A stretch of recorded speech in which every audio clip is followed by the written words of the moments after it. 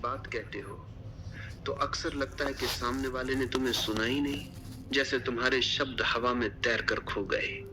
तुम अपने अनुभव, अपनी भावनाएं, अपनी समझ बांटना चाहते हो, लेकिन सामने वाला मुस्कुराकर सिर हिला देता है और अगले ही पल किसी और विषय पर बात करने लगता है।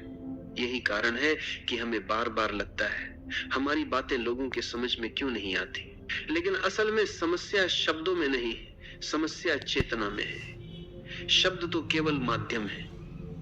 अगर सामने वाला सजग नहीं है तो शब्द कभी उसकी आत्मा तक नहीं पहुंच सकते।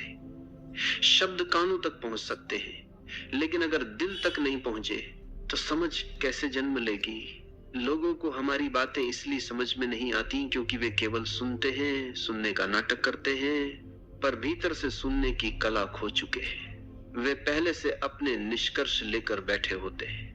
उन्होंने पहले ही तय कर रखा होता है कि किस बात को मानना है और किसे ठुकराना है। जब तुम उन्हें कुछ कहते हो तो वे तुम्हारी बात को खुलेपन से नहीं सुनते, बल्कि अपने ही चश्मे से सुनते हैं। जैसे एक रंगीन चश्मा पहनकर अगर तुम दुनिया को देखो तो हर चीज उसी रंग में दिखेगी।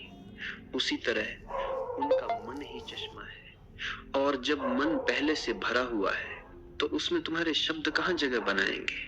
तुम्हारी बातें इसलिए भी समझ में नहीं आती क्योंकि लोग अपने ही अनुभवों तक सीमित रहते हैं। अगर तुम उन्हें कोई ऐसी बात बताओ जो उनके अनुभव से बाहर है तो वे उसे अस्वीकार कर देंगे।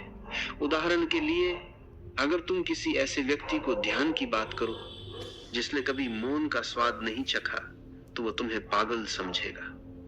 अगर तुम प्रेम की गहराई की बात करो किसी ऐसे इंसान से जो केवल लेन देन वाले रिश्तों का आदी है तो वह तुम्हें अव्यावहारिक कहेगा।